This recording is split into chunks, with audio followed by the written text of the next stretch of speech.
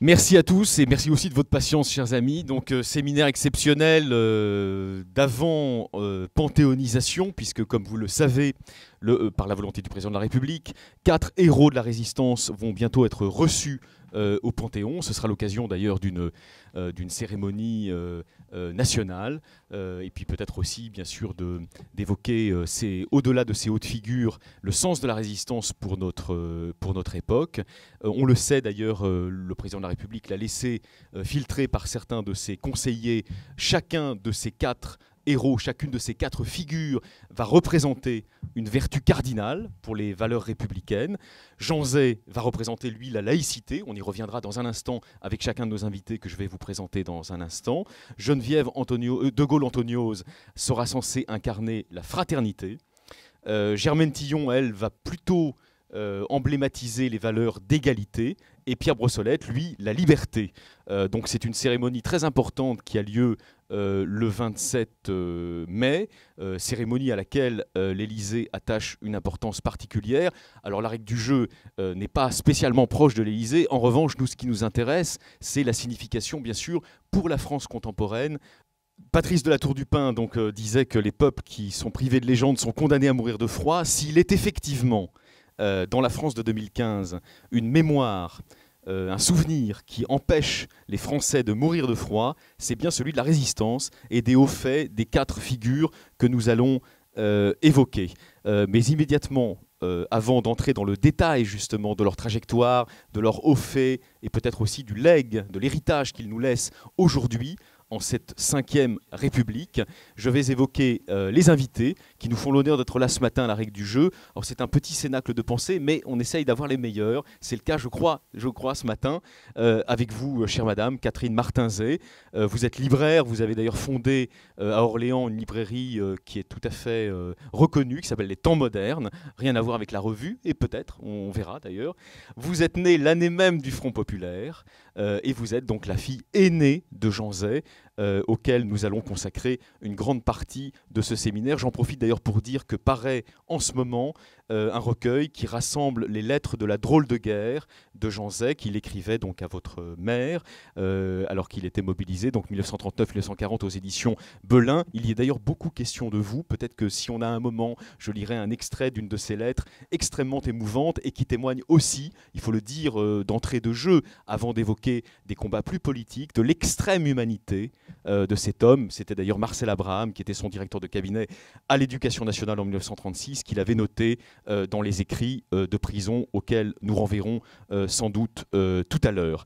Nous fait aussi l'honneur d'être là Cécile Vaste, qui va faire le lien tout à l'heure entre les 2 figures de Jean Zay et de Germaine Tillon. Vous êtes docteur en histoire, mais vous êtes aussi conseillère scientifique du musée de la Résistance et de la déportation de Besançon, dont vous arrivez ce matin. On vous en remercie d'être venu spécialement à la règle du jeu pour nous parler de ces hautes figures. Et le musée, vous nous en parlerez dans quelques instants, détient des archives de la déportation de Germaine Tillon. À votre gauche ou droite, enfin c'est selon, Pascal Horry, qui est professeur d'histoire contemporaine à l'Université de Paris 1. Vous enseignez également, je crois, à Sciences Po ainsi qu'à l'EHESS. Vous êtes spécialiste d'histoire culturelle et intellectuelle. Vous avez d'ailleurs consacré de nombreux travaux très intéressants à l'histoire des intellectuels, notamment en collaboration avec Jean-François Sirinelli. Mais vous vous êtes aussi intéressé à l'histoire de la collaboration. Et dernièrement, vous publiez ce très bel album avec Antoine Pro, qui préside, lui, à Orléans, l'association des Amis de Jean Zay. Jean Zay, le ministre assassiné, 1904-1944, qui est publié par les éditions Talendier, avec d'ailleurs une assez belle préface de Najat Vallaud-Belkacem, qui semble s'identifier, par certains aspects, à la haute figure de votre père, chère madame. Et enfin, last but not least, nos amis venus de Saint-Maur-des-Fossés, l'américanologue, l'historien, professeur émérite à Paris 1, André Caspi, qui dans un instant va nous parler notamment de Germaine Tillon, ainsi que Joël Conan. Vous êtes, madame, directrice de la culture à la mairie de Saint-Maur-des-Fossés, et vous avez organisé une cérémonie en l'honneur de Germaine Tillon. Vous nous en parlerez dans un instant. Alors tout de suite, j'ai trop parlé. Je cède la parole à Catherine Martin-Zay, avec peut-être simplement une question d'ordre personnel, et vous allez ensuite développer sur le sens justement de l'hommage qu'on est en train de rendre à votre père. vous qui avez été donc sa fille aînée, qui avez été le témoin, même que vous, étant très jeune, disons, de son courage, de son extrême courage, de sa grande humanité, mais aussi ensuite de son supplice, qu'est-ce que vous éprouvez à la perspective de la réception au Panthéon des cendres de votre père? Merci. Avant tout, je voudrais vous remercier de votre présence dans ce lieu qui, pour moi, est un lieu préféré. Quand je faisais mes études, ce cinéma existait déjà. Et pour moi, le retrouver aujourd'hui pour parler de mon père est un signe que je trouve magnifique et qui m'émeut beaucoup, comme m'émeut beaucoup votre présence ici. Vous dites témoin. Ça me semble insuffisant, témoin, puisque je suis née le 29 octobre 1936. Léon Blum avait appelé mon père au ministère parce qu'il était jeune. Et parce qu'il était jeune, mes parents attendaient leur premier enfant. Et cette naissance a fait partie, je dirais, très simplement, de la vie de mes parents qui est passé d'une vie ordinaire à une vie responsable. L'un comme l'autre ont été profondément heureux de ce destin tout d'un coup qui a pris une forme importante dans un pays bouleversé, qui va connaître la guerre. Donc j'ai vécu les premières années au ministère. Témoin, c'est pas assez, participante, m'asseyant devant le bureau de mon père, que nous avons revu récemment au ministère. Tout ça, cette commémoration, ce panthéon, remet de la vie dans quelque chose qui a été profondément bouleversé. Je vais même dire assassiné, même s'il s'agit d'une question de mémoire. Pour moi, les 3 années et demie d'avant 39 sont importantes. C'est un bonheur, même si c'était une vie très compliquée politiquement. À partir de 40, c'est une tragédie que j'essaie de comprendre. À partir de 41, où nous allons avec ma mère et ma sœur qui vient de naître à Rion, c'est un moment assez difficile à comprendre pour des enfants. Et bien évidemment, l'assassinat met une fin inadmissible, impossible à intégrer, et que je mettrai des années à intégrer. Et je peux dire simplement que le Panthéon permet que cette vie, tout d'un coup, que les éléments différents se raccrochent les uns aux autres et donnent un sens majeur, un très, très grand honneur, une très grande réflexion sur ce que peut produire la vie d'un homme politique quand il a une haute idée de sa mission. Voilà. Alors justement, vous en parlez très bien, vous avez raison d'ailleurs de me reprendre sur le terme de témoin. Vous avez été bien sûr plus qu'un témoin, c'est une évidence, et plus même qu'un spectateur engagé, pour reprendre la célèbre formule de Raymond Aron, c'est une évidence.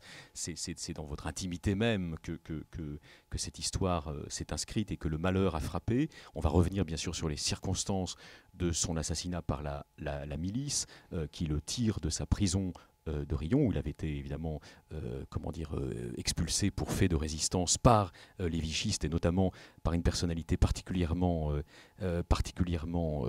sombre, qui était le ministre de l'Intérieur de l'époque. Mais avant, peut-être, évoquons justement les aspects les plus personnels qui saillent et qui sont très intéressants pour tout le monde, qui saillent de la lecture justement de ces lettres de la drôle de guerre. Ce qu'il apparaît, si vous voulez, et là je me permets une embardée dans l'intimité, mais ce qu'il apparaît, c'est qu'effectivement Marcel Abraham ne s'était pas trompé sur celui qui fut son patron à l'éducation nationale. C'était, au fond, c'était un type bien, voilà, fondamentalement.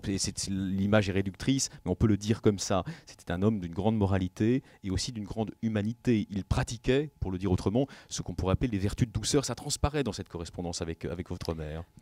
Douceur, je ne sais pas.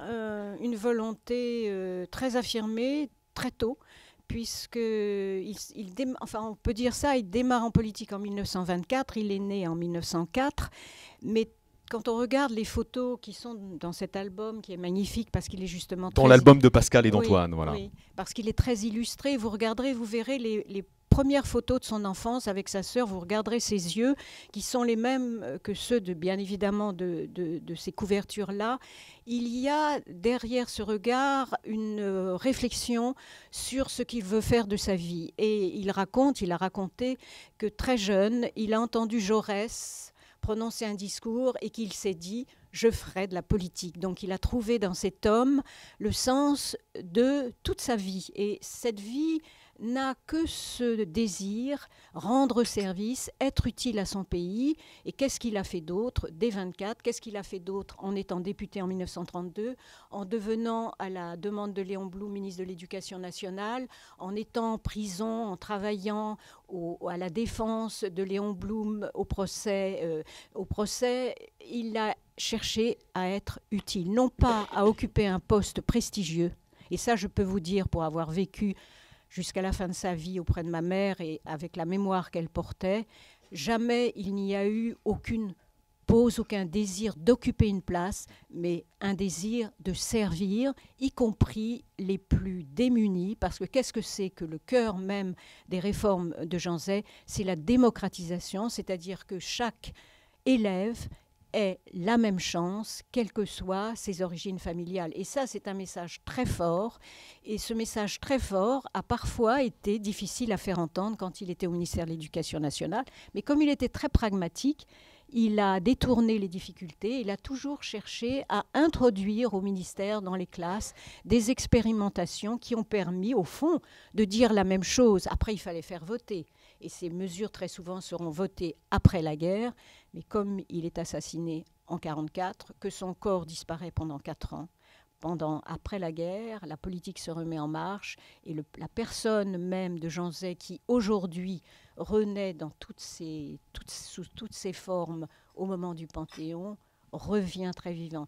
C'est une immense, publique, secrète joie que de voir que l'histoire inscrit à un moment ou une autre une vérité qui est parfois longue à venir, mais qui arrive finalement. Alors c'est le triomphe de la vérité, vous avez raison, hein, bien sûr. Oui. La vérité d'un homme et d'un engagement, il ne s'est jamais renié, il n'a jamais été dans les contorsions, il a encore moins, bien sûr, dans les reptations carriéristes. Il a défendu des principes, au fond, dès le début de sa vie politique. On va l'évoquer, bien sûr, quand il ferraille notamment avec l'extrême droite monarchiste et antisémite lorsqu'il se présente dans la circonscription législative d'Orléans. C'est en 1932. Il a 27 ans. Hein. Il faut bien voir qu'il était très très jeune. Hein. C'est un homme politique dont la carrière a commencé de manière extrêmement précoce.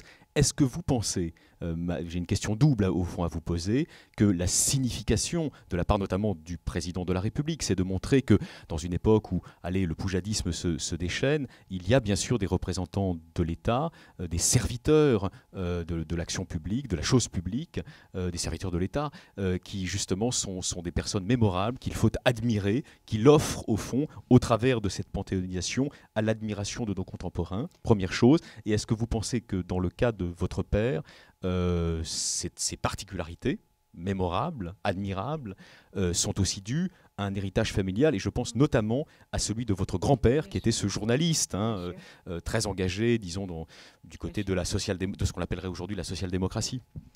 Écoutez, c'est vrai que le Panthéon permet à un politique, quelqu'un qui met sa foi dans l'action politique, de revenir et de réfléchir aux situations devant lesquelles on est et où les personnalités, les vraies personnalités s'affirment et imposent leur politique pour le bien du pays. Le père de Jean Zay, Léon, leur lien était très fort, un exemple majeur. Léon Zay avait fait la guerre de 14 et Jean Zay était petit, et pour rendre compte de la guerre, il a fait un journal qu'il appelait Le Familier, donc il s'inscrit comme journaliste, c'est-à-dire comme témoin actif, critique de l'actualité. Il prend la place de son père au moment où il n'est plus là, mais pendant toute sa vie, il restera à ses côtés pour les combats, au moment de l'affaire Dreyfus, ensuite au moment de son élection en 1932. Ces deux personnes seront très proches l'une de l'autre, et le grand drame de Léon Zay, c'est qu'il était d'origine juive, mais qu'il était profondément laïque, il était libre penseur, et Jean Zay s'est inscrit aussi, a été libre penseur un moment, Mais il disait, je ne tiens pas à ce qu'on fasse état de mes appartenances parce qu'il était profondément laïque. Dans le cas de votre père, un libre penseur, ça veut dire franc-maçon, hein, puisqu'il entre dans un atelier du Grand Orient de France. Bien sûr. Mais peu après, juste avant, je ne sais plus, son élection il entre en franc-maçonnerie en 24. En 24, c'est très précoce. C'est vraiment le moment où il commence, il sait qu'il fera de la politique. Mais tout ceci étant des choses privées, secrètes. Ma mère ne savait pas particulièrement que quand il allait, il faisait des discours chez les francs-maçons, c'était quelque chose de personnel. Alors que son activité politique, c'était le laïque. Et que c'est toujours sous cet angle qu'il a envisagé que son histoire soit inscrite. Donc je ne sais plus quel était votre... C'est pas grave, vous y avez très bien répondu. C'est-à-dire qu'est-ce qu'il doit à son père au fond, hein, est-ce qu'il y avait un lignage familial au fond qui expliquait cette espèce d'ardeur, de constance dans la défense de certaines valeurs qu'on appelle aujourd'hui les valeurs républicaines. Oui, et justement le côté critique, c'est-à-dire ne laissant jamais passer quelque chose qui ne correspondent pas à sa pensée, c'est-à-dire que nul ne pouvait rendre compte de cette pensée. Lui seul le faisait, il le faisait à travers ses discours. Et ce qu'il faut dire, c'est que dans l'équipe ministérielle qui s'installe au ministère donc en 1936, il est entouré d'amis de longue date, avec lesquels il milite de longue date, auprès desquels il réfléchit avec eux et son bureau est ouvert à tous les gens qui veulent venir lui parler. Et la première chose qu'il a dite quand il est arrivé au ministère, il s'est assis sur son bureau et il a dit « Alors, qu'est-ce qu'on fait ? Qu'est-ce qu'on fait ?» C'est-à-dire pas lui tout seul, lui avec d'autres, avec les gens de l'enseignement, avec les gens du monde ouvrier. Il attendait qu'on lui dise à quoi il pouvait être le plus utile. Je crois que c'est très important. Et pour nous, avec ma sœur Hélène et notre famille, le Panthéon est bien évidemment une consécration majeure, quelque chose qui fait que nous allons demain à Orléans nous y arrêter longuement avec tous les Orléanais qui veulent réfléchir à ce moment-là. Le Panthéon est quelque chose qui donne l'aboutissement d'une vie d'engagement. Mais c'est aussi le départ pour vous tous qui êtes dans cette salle, qui avez une histoire familiale que vous voulez porter, que vous voulez dire, que vous voulez écrire, que vous avez peut-être écrite, que ça sera le départ d'une action vive pour les événements importants que nous vivons chaque jour. Merci beaucoup, chère Catherine Martin-Zell. Peut-être encore une question. Vous le savez, donc dans comment dire, un discours que Léon Blum a prononcé en 1947, qui est d'ailleurs reproduit, je crois, hein, dans Souvenirs et Solitude, dans l'édition de Souvenirs et Solitude par les éditions de poche de Belin.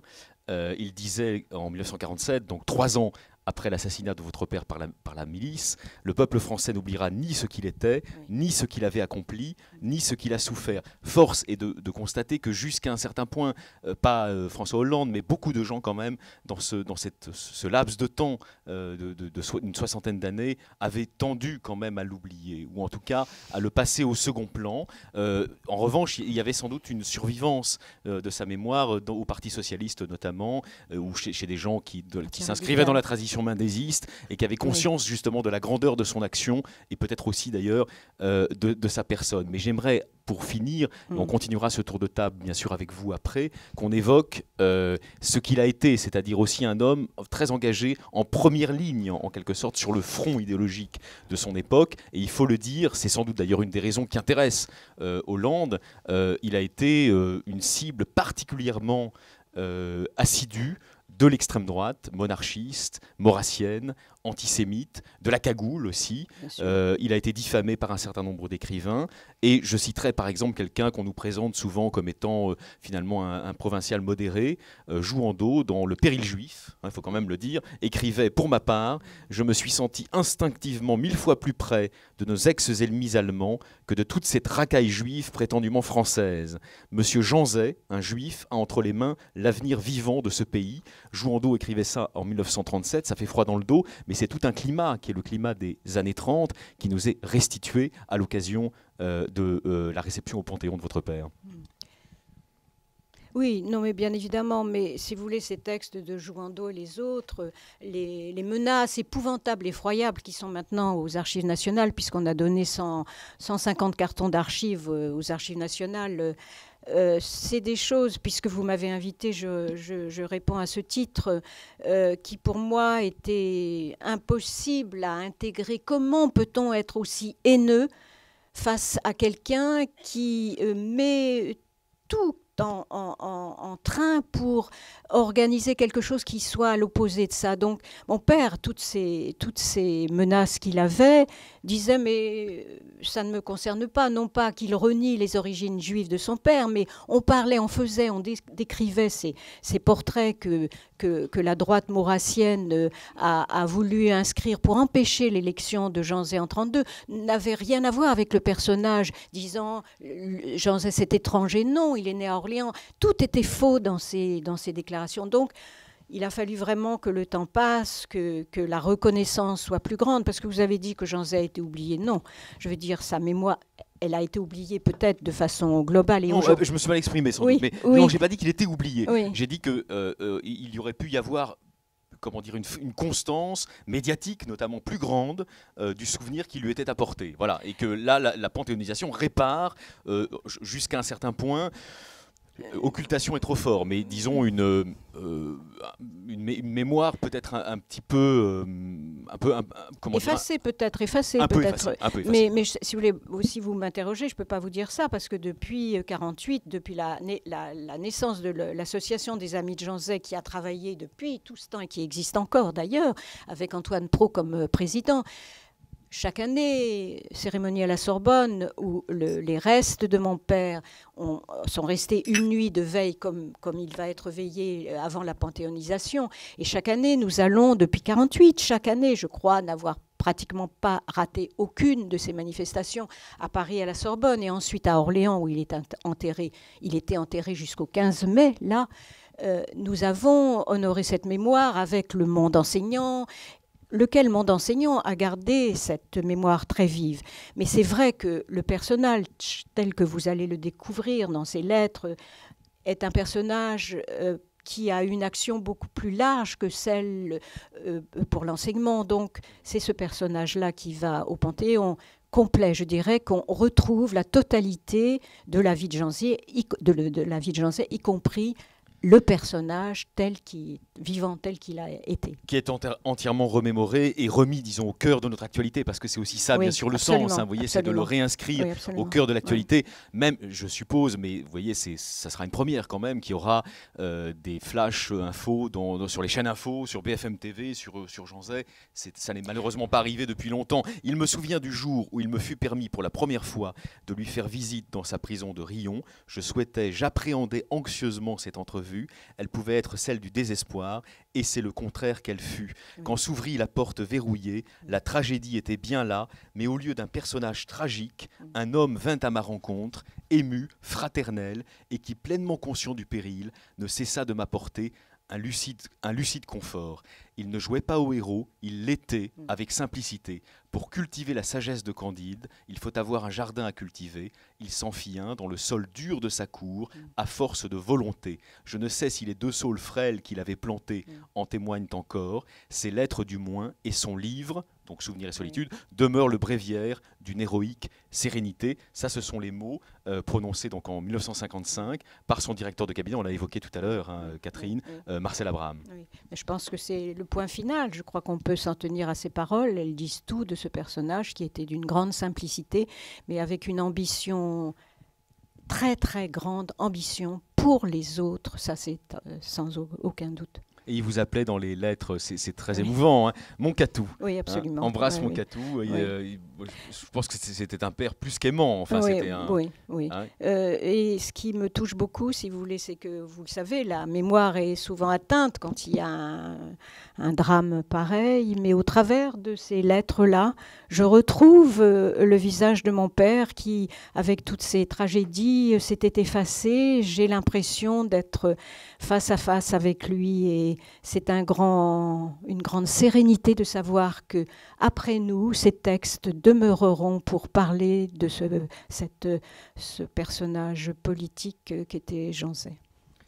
Merci infiniment Catherine Merci Martinzet à vous. pour ces premières interventions, mais vous Oui. allez reprendre de toute façon la parole dans le fil de notre conversation et Merci. vous évoquerez aussi, j'imagine, les trois autres figures de résistants qui vont être reçus au Panthéon. Bien sûr. Alors je me tourne tout de suite vers Pascal Horry, vous écoutiez avec beaucoup d'émotion là visiblement Catherine, donc je le disais, vous êtes spécialiste d'histoire intellectuelle et culturelle, vous signez donc avec Antoine Pro cet album, ce bel album là où il y a des photos d'ailleurs, je pense que vous avez dû contribuer Bien à sûr, nourrir oui, l'iconographie. Hein, voilà.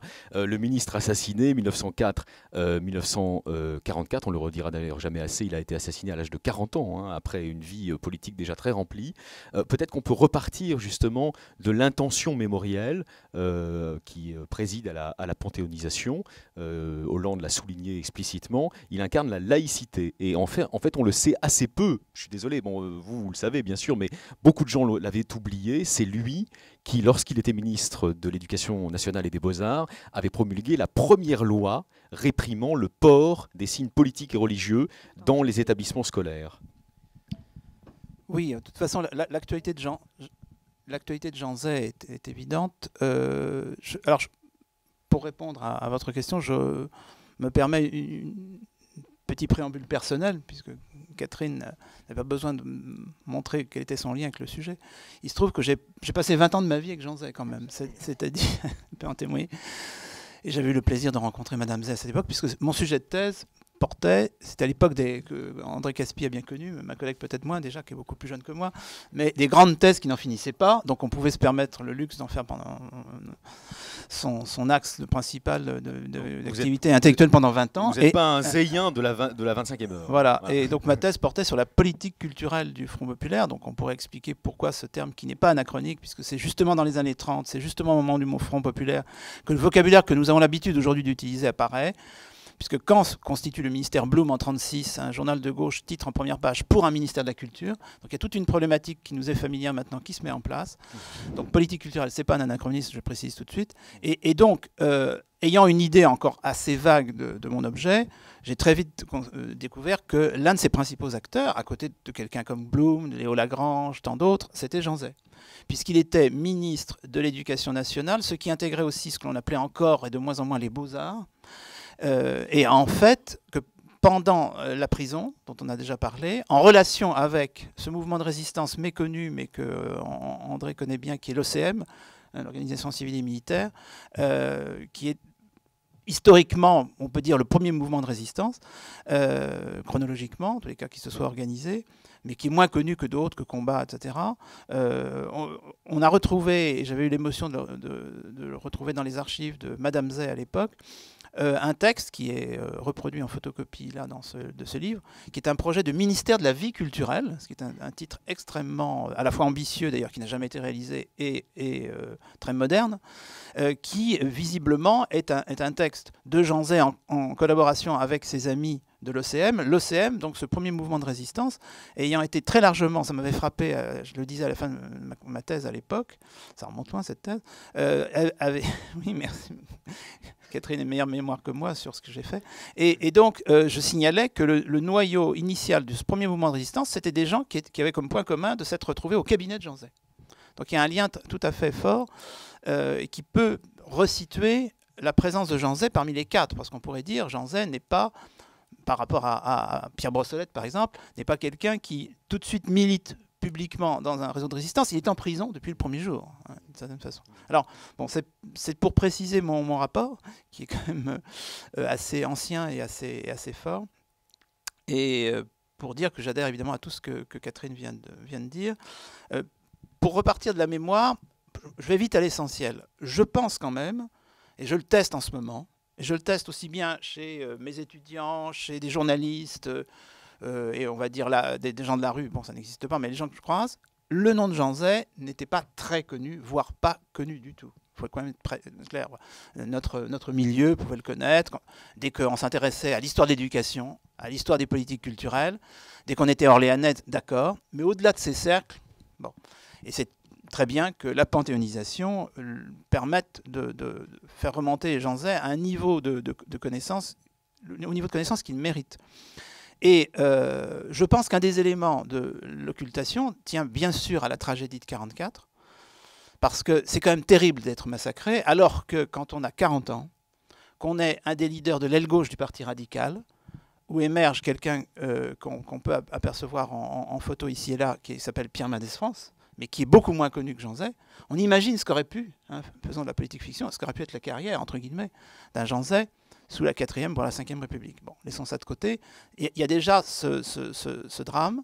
Et fondamentalement... Il n'y aurait peut-être même pas eu de Mitterrand, si on fait de la politique fiction. Bon. Et la place du partisan de l'Union de la gauche aurait pu être occupée par lui. Bon, voilà. N'allons pas plus loin dans l'utopie ou l'Uchronie. Mais en revanche, ce qui me paraît absolument évident, c'est que Jean Zay avait tout faux en termes de mémoire, puisqu'il n'appartenait ni à la mémoire gaulliste au sens strict du terme, c'était un résistant, ni à la mémoire communiste. C'est quand même fondamental. Il a le défaut d'être... Il n'est même pas socialiste, il est radical de gauche. Donc franchement, il a tout faux. C'est-à-dire que c'est un laïc. À partir de 1945, on a l'impression que ses préoccupations sont complètement obsolètes. Alors qu'on se rend bien compte qu'en matière de réforme de l'enseignement, alors je renvoie à Antoine Pro, qui est quand même le grand historien français vivant de l'histoire de l'éducation, en matière de politique culturelle, en particulier de réforme aussi bien modernisatrice que démocratique du domaine de ce qu'on appelait encore donc les beaux-arts, il annonce tout ce qui va suivre. Alors on va y venir en détail parce que évidemment il a été plus que précurseur, c'est le moins qu'on puisse dire, dans le domaine de l'éducation, mais aussi dans le domaine de ce qu'on appelle aujourd'hui le ministère de la Culture, ministère des Beaux-Arts. Il a inventé plein d'institutions muséales, il a inventé les bibliobus, il a participé, c'est ce que disait tout à l'heure Catherine, à juste titre, à une véritable démocratisation de la culture et de la République. Donc tout ça, c'est son œuvre ministérielle, qui n'est pas négligeable. Mais restons un instant justement sur ce que vous dites. Si, au-delà de la panthéonisation, son nom retrouve une sorte d'écho, de vibration dans l'actualité, est-ce que c'est pas parce qu'on est sorti définitivement, au fond, d'un paradigme qui était le paradigme gaulo-communiste, vous y faites allusion, où au fond, la résistance, c'était soit la droite, soit les communistes, et là on se rend compte qu'il y avait cette famille, cette espèce de troisième force, cette famille sous-estimée, sans doute, dans la vie publique depuis 1945, qui est celle du radical socialisme. Oui, même au-delà de la résistance, la mémoire politique. Mais j'en témoigne par mes collègues historiens du politique qui ont beaucoup plus travaillé sur les extrêmes. L'extrême gauche, l'extrême droite. Moi, personnellement, ça a été mon cas pour l'extrême droite, qui m'intéressait plus parce que c'était plus exotique pour moi que l'extrême gauche. Mais Dieu sait s'il y a eu des thèses légitimes sur le mouvement communiste. Mais ce fameux centre-gauche, voire gauche modérée, on a parlé de social-démocratie, on pourrait discuter le terme pour Zay, mais c'est assez proche de ça. Il est proche du radical-socialisme, en fait. Ah oui, mais c'est vraiment... C'est un radical de gauche au sens strict du terme. Il aurait pu être élu du Tarn-et-Garonne. Le Loiret, c'était pas forcément le... Et d'ailleurs, alors moi je vous conseille, puisque Jean Zay s'est vécu comme journaliste déjà à l'âge de 10 ans, il faisait son journal lui tout seul, et pas le seul, enfin quand même, mais c'est un vrai écrivain. Non, je veux dire, il n'est pas le seul à avoir fait un journal à 10 ans tout seul. Mais c'est un vrai écrivain. C'est-à-dire que Souvenir et solitude, qui a été plusieurs fois réédité, que vous n'avez dans l'ensemble pas lu dans cette salle, vous serez très étonné. Quand je ne pas trop. Non, mais bon. Je pense que vous serez étonné en l'ouvrant, parce que c'est un très grand livre. C'est un très grand livre de mémoire écrit par quelqu'un qui n'a pas 40 ans, qui, comme l'obscure préscience qu'il y a peut-être intérêt à écrire ses mémoires quand il n'a pas 40 ans, parce qu'à 40 ans, il sera mort. Bon, ça c'est du romantisme de le dire, mais bon. Et c'est aussi un très beau texte de réflexion sur la prison. 2 comédiens, il y a quelques années, ont extrait de Souvenirs et solitude, la partie, je dirais, solitude, c'est-à-dire la partie dostoïevskienne, je n'hésite pas à utiliser ce terme, du livre. Il y a des pages sur le prisonnier, l'isolement, le petit périmètre, la lumière qui arrive par les fenêtres, c'est extrêmement fort. Ces 2 comédiens ont extrait uniquement les pages, qui sont nombreuses, je dirais, de solitude, et c'est très très beau. Et absolument pas question à ce moment-là de la Troisième République ou des réformes de l'éducation. Et par ailleurs, vous avez souvenir, c'est-à-dire que on voit très bien le regard que très vite, alors contraint et forcé par la prison, le ministre porte sur son œuvre. Et le côté radical de gauche, je n'ai pas oublié la question, c'est que c'est quand même un radical. Il y a par exemple des pages extraordinaires sur le Sénat, où il fait l'éloge du Sénat. Franchement, faire l'éloge du Sénat, eh bien si, parce qu'il montre bien comment il y avait le régime parlementaire avait ses vertus aussi. Et ça, il faut être radical pour le comprendre. Déjà, les socialistes ont un peu plus de mal, les communistes n'en parlons pas, l'extrême droite n'en parlons pas, voire même la droite. Donc le régime parlementaire, ce radical le connaît en profondeur, et il en connaît aussi la noblesse, les faiblesses d'ailleurs, il en est d'une certaine façon victime. Plusieurs réformes sont enterrées, etc., rebondiront à la libération, on ne peut pas entrer dans le détail, mais il rend hommage à ce qu'on pourrait appeler un régime libéral démocratique. Et il se réclame d'ailleurs dans Souvenirs et solitude de l'humanisme libéral, hein, Oui, qui n'a rien à voir bien sûr avec le libéralisme tel qu'on l'entend aujourd'hui au sens économique du terme. Hein. C'est le libéralisme de Montesquieu, quoi. L'humanisme libéral, c'est ça que ça veut dire. Vous citiez le caractère littéraire justement de Souvenirs et solitude, mais même les lettres sont très littéraires. Donc le 10 octobre 1939, il écrit à la mère de Catherine, à Madeleine: ce qui pèse sur nous, c'est cette inaction, cette absence d'héroïsme, de risque. Les angoisses de la guerre ont au moins quelque chose d'exaltant. Et quand on se bat, on ne se sent pas inutile. Là, c'est la drôle de guerre, donc ils tournent en rond. C'est le 15 décembre, pardon, 1939, je me suis trompé. 15 décembre 1939, ils tournent en rond. Et évidemment, la description qu'il en fait, on dirait, pardon, mais enfin, stylistiquement, c'est au niveau de Jean-Paul Sartre. Hein. C'est extrêmement bien écrit. Ça, franchement, par contraste avec les ministres d'aujourd'hui, on se dit que voilà, hein, la comparaison n'est pas tenable. Hein. Et deuxième exemple, je citerai de mémoire, mais là c'est plutôt l'intelligence du regard. Il y a la plume, c'est clairement un produit justement des humanités, etc. Mais auquel il va donner une acception plus large que l'acception un peu restreinte qu'on leur donnait parfois, voire aujourd'hui, et dans ses réformes. Mais c'était aussi un regard. Moi, je me rappellerai toujours ce qu'il dit dans Souvenirs et solitude, parce que ça c'est fondamental quand on analyse Pétain et Vichy. Et c'est une phrase de Zay où il dit c'est extraordinaire. Donc il est dans sa prison, il est la première victime, il est menacé de mort et il sera tué. C'est extraordinaire. Voilà un cas où ceux qui sont les principaux acteurs de la défaite, les militaires, se retrouvent promus. C'est-à-dire que, quand même, fondamentalement, le maréchal Pétain est l'émanation d'une culture d'état-major qui a donné les grands axes de la politique de défense nationale de la France des années 20 à la fin des années 30. Par exemple, la ligne Maginot, etc., c'est un pur produit de la pensée, en particulier Pétain. Le résultat, c'est que les principaux auteurs de la défaite, ce n'est pas évidemment la vision qu'avait l'extrême droite, qui pensait que c'était un complot, etc., se retrouvent promus. Et ça, c'est un très très bel exemple du regard politique que Zay a il rejoint d'ailleurs assez largement Marc Bloch hein, dans son diagnostic sur ce qu'il appelle la défaillance des officiers supérieurs. Mais alors, on va tout de suite, par petites touches successives, après justement ces deux évocations, élargir, disons, le cercle de notre hommage aux autres figures qui vont entrer au Panthéon le 27 mai. Je pense notamment à Germaine Tillon. Et dans un instant, vous voyez, mais vous reprendrez la parole tout à l'heure, bien sûr, parce que c'est un hommage un peu rhapsodique là qu'on essaye de leur rendre. En tout cas, vous êtes passionnants. On va céder la parole à Cécile Vaste. Et je vais peut-être introduire justement l'hommage que nous pouvons rendre aussi à ces autres figures, avec une citation archi-célèbre de Germaine Tillon, qui revenait sur le sens de son engagement dans la résistance à Ravensbrück, en disant que la vigilance était nécessaire pour notre temps. Et elle écrivait: au terme de mon parcours, je me rends compte combien l'homme est fragile et malléable, rien n'est jamais acquis.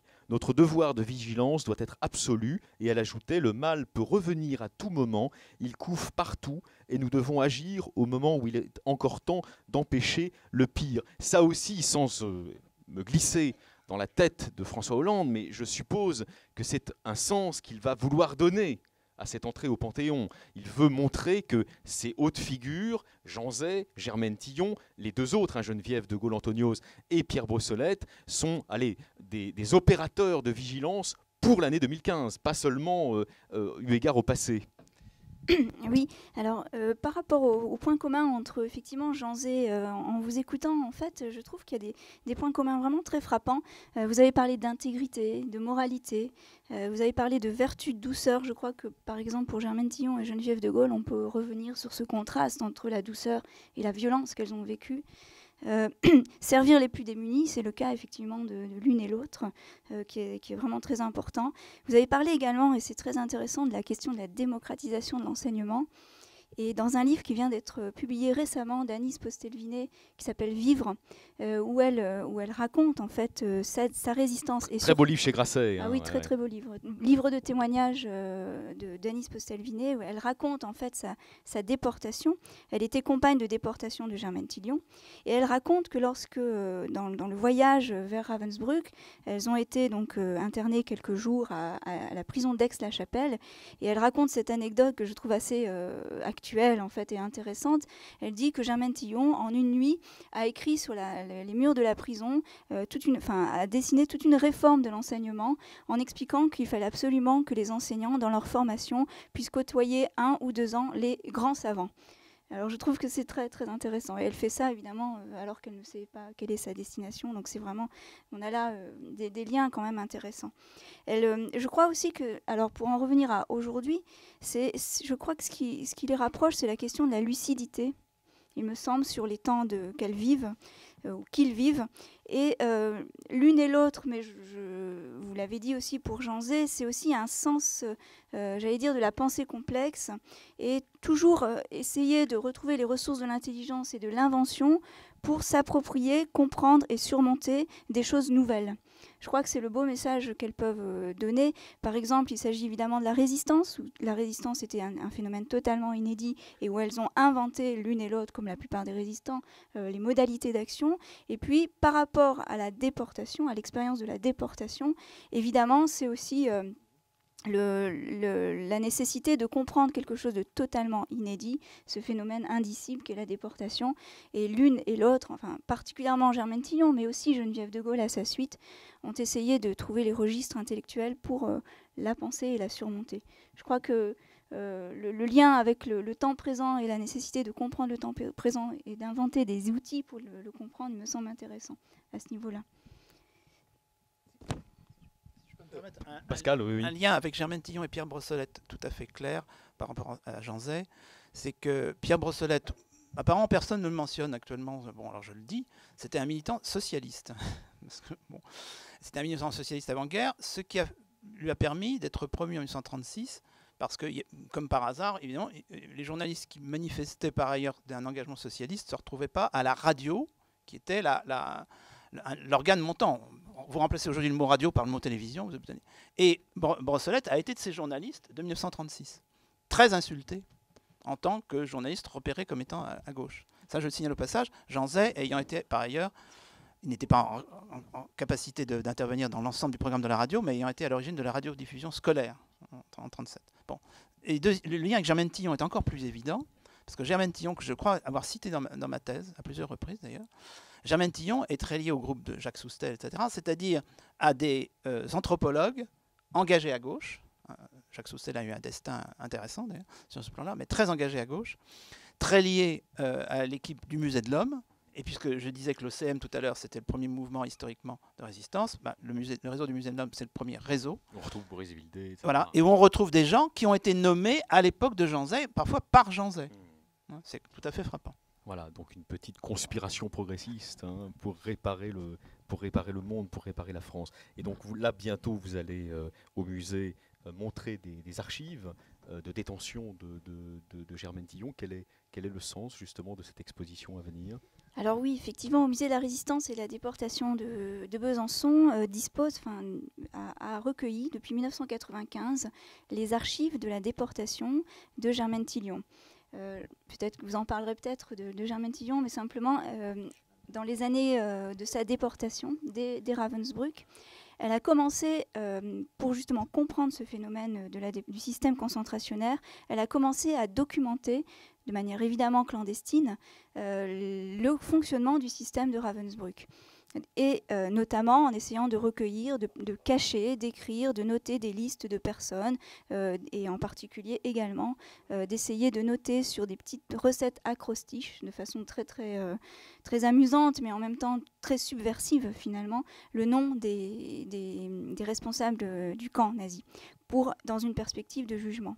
Et très rapidement, lorsqu'elle est libérée en Suède par la Croix-Rouge suédoise, en avril-mai 1945, elle s'engage, alors qu'elle vient de subir la perte de sa maman, de sa mère, Émilie Tillion, qui a été gazée en mars à Ravensbrück. malgré cette difficulté et cette dépression réelle de Germaine Tillion, elle parvient quand même, avec l'aide de ses camarades, à recueillir l'ensemble des listes de personnes, de convois, d'un certain nombre de convois qu'elle connaît bien, de déportation, parce que les nazis, vous le savez, ont à chaque fois cherché à éliminer, supprimer toutes les archives des camps. Donc ne pas laisser de traces. Et elle, au contraire, le but c'est de documenter au maximum la déportation.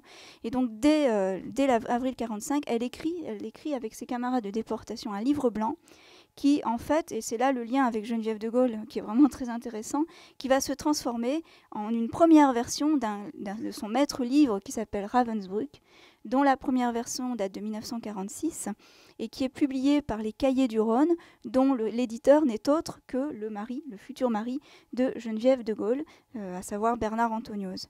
C'est là on le voit vraiment. Et alors, ces archives en fait qu'elle a recueillies avec également un certain nombre d'autres camarades de déportation, comme Anis Postel-Vinet, je donne cet exemple-là.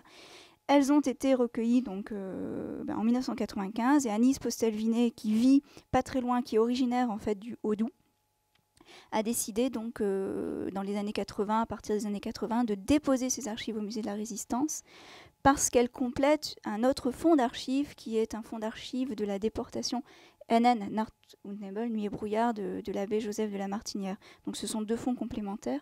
C'est pour cela que le Musée de la Résistance, évidemment dans la perspective de la panthéonisation, proposera à partir du 26 mai, là je fais un peu de publicité. À partir du 26 mai, à Besançon. Voilà, à Besançon, une exposition consacrée à Germaine Tillion. En tout cas, vous avez souligné admirablement, Cécile, le lien qui existe, le fil rouge qui existe entre ces quatre autres hautes figures, fil rouge biographique, mais aussi fil rouge moral. C'est un peu ce qui nous permet de rassembler ce qui paraît épars à première vue. Je suppose que vous y êtes également très sensible, cher André Caspi. Il y a une relation, au fond, à ce qu'on appelle aujourd'hui l'humain, qui rassemble ces quatre figures et qui éclate bien sûr dans le témoignage, la tentative d'effacement, de l'effacement programmé que Germaine Tillion a livré avec Ravensbrück. Alors, je crois tout d'abord qu'il faut essayer, le micro marche là, il faut essayer de dégager la signification du transfert de Germaine Tillion au Panthéon. Premièrement, le choix de ceux ou de celles qui vont au Panthéon relève, par une série de mécanismes sur lesquels je ne m'étendrai pas, du président de la République. Il y a donc quatre personnages, quatre personnalités qui vont aller au Panthéon. 2 sont des hommes, 2 sont des femmes. Actuellement, il y a au Panthéon 71 personnes, et sur ces 71 personnes, il y a seulement 2 femmes. La première, c'est Sophie Marcellin Berthelot, c'est-à-dire la femme de Marcellin Berthelot, qui était chimiste et ministre de l'Instruction publique. Il a tenu à ce que sa femme soit enterrée, si l'on peut dire, ou que son corps soit déposé comme le sien au Panthéon. Elle n'avait aucun titre particulier, outre le fait qu'elle était l'épouse de Marcellin Berthelot. Et la deuxième femme, c'est Marie Curie. Ce qui veut donc dire que, du point de vue de la position que l'on peut avoir vis-à-vis des transferts au Panthéon, le choix de Germaine Tillion et de Geneviève Anthonioz de Gaulle est un choix capital qui montre l'importance que les femmes ont tenue dans l'histoire de la France. Et qui montre aussi que François Hollande essaye de tenir une de ses promesses de campagne de 2012, qui est la parité en tout domaine. Et en particulier, si l'on se réfère à l'inscription qui se figure au fronton du Panthéon aux grands hommes, la patrie reconnaissante, il y a donc un changement qui s'opère avec le transfert et de Germaine Tillion et de Geneviève Anthonioz de Gaulle. La deuxième raison, c'est que Germaine Tillion a été déportée et résistante et déportée. Sa résistance commence dès 1940. C'est-à-dire que c'est dès ce moment-là qu'elle prend contact avec le réseau du Musée de l'Homme, et c'est dès ce moment-là qu'il y a toute une action de résistance qui est menée par elle et par sa mère, car je crois qu'il faut associer les deux, Émilie Tillion et Germaine Tillion. Émilie Tillion vivait à Saint-Maur, Germaine Tillion, elle aussi vivait à Saint-Maur, mais elle a eu un certain nombre de missions qu'elle a remplies, aussi bien dans l'Aurès que dans le reste de l'Europe. Mais l'essentiel, au fond, c'est de bien comprendre que dès 1940, Germaine Tillion est résistante. Elle est arrêtée en 1942, elle est déportée à Ravensbrück en 1943. Sa mère est assassinée par les nazis dans le camp de Ravensbrück le 2 mars 1945 à la suite d'une sélection que les nazis pratiquaient dans tous les camps de concentration. Je dis bien de concentration, je ne parle pas des camps d'extermination. Des camps de concentration, Ravensbrück est à 80 km de Berlin. Donc ça veut bien dire qu'il y a chez Germaine Tillion le poids de la résistance et un poids tout particulier parce que, troisième raison, c'est une ethnologue. C'est une ethnologue, c'est-à-dire que c'est avant tout une scientifique. Et cette scientifique qui a étudié les peuples, qui continuera à le faire à son retour de déportation, en particulier par ses nombreuses missions en Algérie, cette ethnologue continue son travail lorsqu'elle est à Ravensbrück. C'est-à-dire que là, elle commence à récapituler les noms, les convois de celles qui sont envoyées à Ravensbrück, puisque Ravensbrück est essentiellement un camp de concentration pour les femmes. Il y a quelques hommes, mais c'est surtout pour les femmes. Donc ça veut dire qu'à Ravensbrück, Germaine Tillion continue son métier et va même au-delà, puisque tout à fait extraordinairement, elle écrit une opérette revue qui s'appelle le Verwüchsbar, ce qui veut dire les corvéables à merci. Et elle écrit cette opérette précisée pour distraire ses codétenus, pour montrer en somme qu'on peut résister dans un camp de concentration par le rire, par l'ironie, même dans les circonstances les plus dramatiques. Alors évidemment, c'est quelque chose qu'il est difficile de comprendre parce que nous avons l'image d'un camp de concentration qui n'est pas du tout celle-là. Nous ne considérons pas le camp de concentration comme un camp de récréation. Mais il est évident que c'est une manière de résister et c'est une manière en somme de montrer que contre le mal, ce qu'il faut avant tout, c'est défendre l'humain.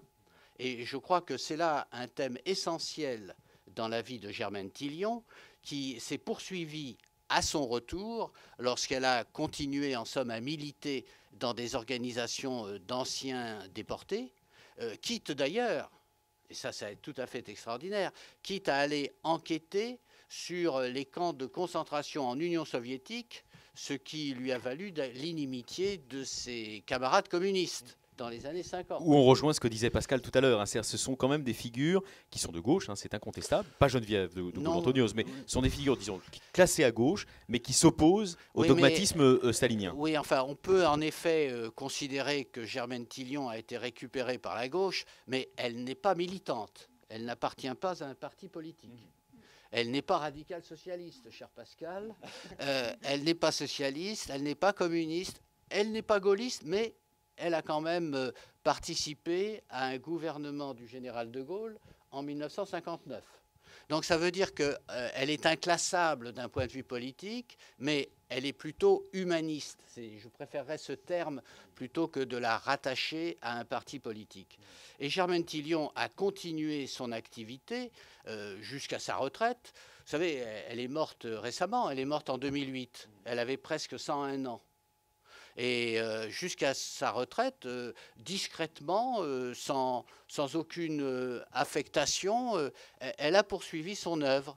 Et son œuvre s'est achevée avec elle, ce qui fait qu'aujourd'hui, lorsque on se rend au cimetière Condé, qui se trouve dans la ville de Saint-Maur, on trouve un caveau familial qui est très simple, qu'il faut chercher peut-être avec un peu d'application, qui porte le nom de Germaine Tillion, mais qui, jusqu'à maintenant, ne portait pas le nom d'Émilie Tillion. Ce qui veut dire que maintenant, puisqu'il y a une plaque qui a été apposée en hommage à sa mère, cela veut dire que maintenant, vous avez véritablement l'union qui se fait entre la mère et la fille. Là aussi, c'est un élément capital qui montre que c'est une résistance qui n'est pas limitée à une personne, qui s'étend à une famille, et par-delà de la famille, qui s'étend à un groupe qui est à la fois social, politique, je dirais scientifique également, puisqu'il s'agit du Musée de l'Homme. Et tout cela, en somme, constitue le caractère particulier de Germaine Tillion et explique les raisons pour lesquelles elle a été choisie dans le cadre du transfert au Panthéon. Et ça, c'est ce que vous dites, André, est fondamental parce que ça souligne aussi une des dimensions de ce qu'on pourrait appeler l'éthique républicaine ou l'éthique de la République, qui est de connecter étroitement, d'associer étroitement le savoir, la lutte pour le savoir et pour la connaissance, pour leur diffusion, à des engagements humanistes. C'est-à-dire que les engagements humanistes n'ont aucun sens s'ils ne sont pas reliés à une lutte pour la connaissance, pour la diffusion du savoir, pour les lumières, au fond. Et Germaine Tillon l'incarne sans doute plus encore peut-être que les trois autres. Je ne sais pas si on peut dire plus encore, mais elle l'incarne. Autant que les trois autres, pardon. Autant que les trois autres, je préfère. Je préfère parce que je pense qu'il faut mettre les quatre personnalités sur le même plan. Au fond, les quatre personnalités, même avec leurs différences, même avec une existence qui est tout à fait différente l'une de l'autre. On ne peut pas comparer évidemment Jean Zay qui est assassiné en 1944 avec Germaine Tillon qui continue son activité au-delà même du centenaire. Mais ce qu'il faut simplement retenir, c'est que ce sont les mêmes idées, ce sont les mêmes idéaux qui poussent ces quatre personnalités, et c'est la raison pour lesquelles elles méritent l'une et l'autre d'entrer au Panthéon et par conséquent d'entrer aussi dans la mémoire nationale. Alors, question provocatrice à ce stade, mais Catherine, à son tour, pourra bien sûr y répondre. Est-ce que ce sont ces idéaux que vous évoquez si bien, en consonance d'ailleurs avec les analyses que nous avons entendues antérieurement, André, est-ce que ce sont des idéaux de la Troisième République, spécifiquement, qui ont quelque chose à nous dire aujourd'hui dans notre Cinquième République mitée de crise? Est-ce que ces idéaux-là sont liés, disons, à un moment de la vie française, mais mériteraient d'être remis au goût du jour?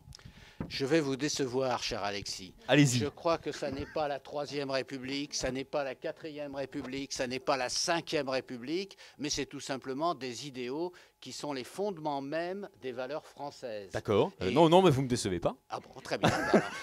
Allez-y. Je suis ravi de ne pas vous décevoir. Non, mais allez-y, tant mieux, tant mieux. Ce que je voulais dire simplement, c'est que au fond, ce que Germaine Tillon a réussi, c'est, comme l'a dit le jour de la cérémonie au cimetière Condé, notre député maire Sylvain Berrios, c'est qu'il y a eu ce rassemblement à la fois de ses convictions proprement humanistes avec son attachement à la patrie et à la nation, et cela s'est manifesté tout particulièrement lorsqu'elle a décidé d'entrer en résistance, c'est-à-dire dès les premiers jours de l'occupation allemande, c'est-à-dire dès le mois de juillet 1940. Et c'est vrai que c'est fondamental ce que vous dites aussi en réponse à ma tentative de déstabilisation.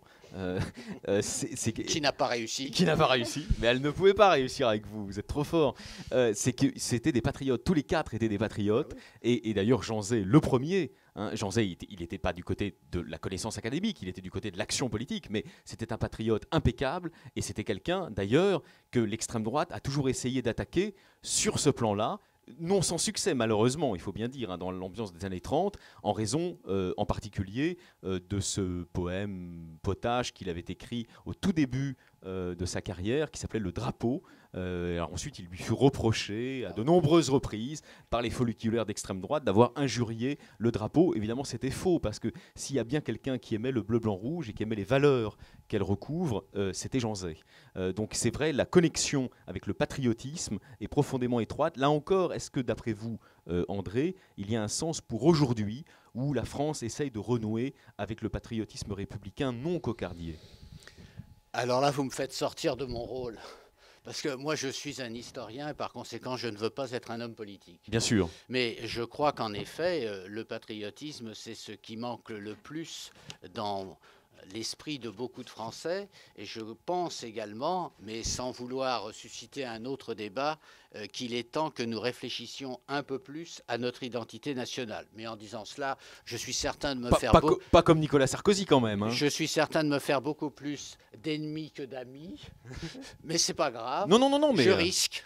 De toute façon, l'identité nationale, elle est étroitement, j'imagine, dans votre esprit, elle est étroitement mêlée justement à ces valeurs républicaines. Oui, c'est pas une identité nationale qui vaudrait pour elle-même, indépendamment de son inscription dans des valeurs précises. Non, mais voilà. ça va de soi. Donc c'est pour ça que j'ai parlé tout à l'heure des valeurs qui permettent en somme à Germaine Tillon de rattacher ses convictions à l'enracinement dans la nation et par conséquent à cet attachement à la patrie. Alors, comme vous avez semé un deuxième débat dans le débat, et on vous remercie infiniment, cher André, avant qu'on entende aussi Joëlle Conant, je le disais, vous êtes directrice, madame, de la culture à la mairie de Saint-Maur-les-Fossés, donc aux premières loges, pour rendre un hommage à Germaine Tillon. J'aimerais juste que, éventuellement, Catherine, vous réagissiez à ce point-là et au procès en antipatriotisme que votre père a subi de la part de l'extrême droite. Écoutez, je dirais une chose simple, il suffit que vous vous reportiez à ce texte précisément du drapeau, et non pas simplement à la fin, mais que vous relisiez le début, et vous verrez s'il y a texte plus patriotique que celui-là, bien écoutez, vous me le direz. Alors il faut justement le dire, vous nous direz où on peut le trouver, hein, dans In Extenso.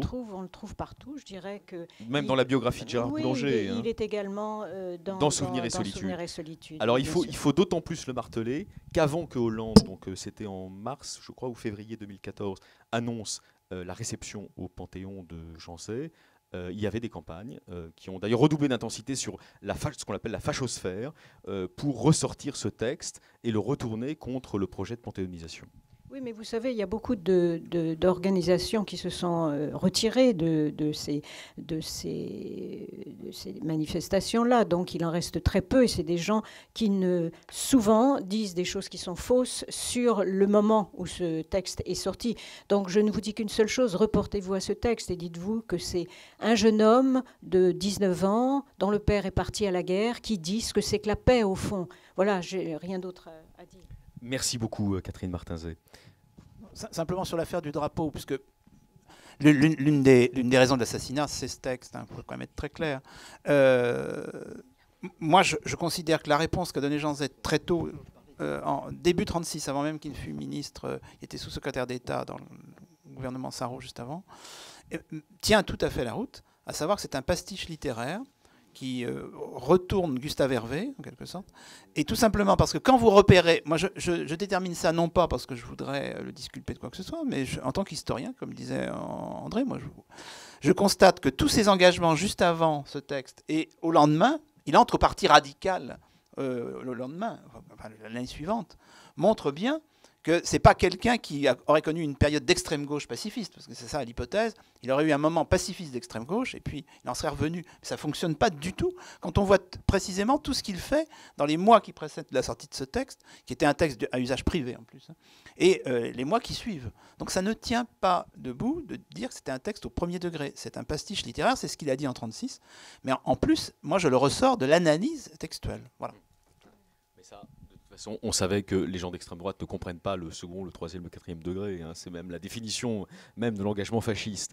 Cher Joëlle Conant, vous êtes d'accord avec tout ce qui a été dit sur attention, il ne faut pas surpolitiser cette panthéonisation. Il ne faut pas avoir une lecture étroitement, disons, politicienne de leur trajectoire respective, mais plutôt les restituer dans cette connexion étroite qui existe entre l'humanisme libéral, dont se revendiquait Janzay, dans Souvenirs et Solitude, et l'œuvre de résistants.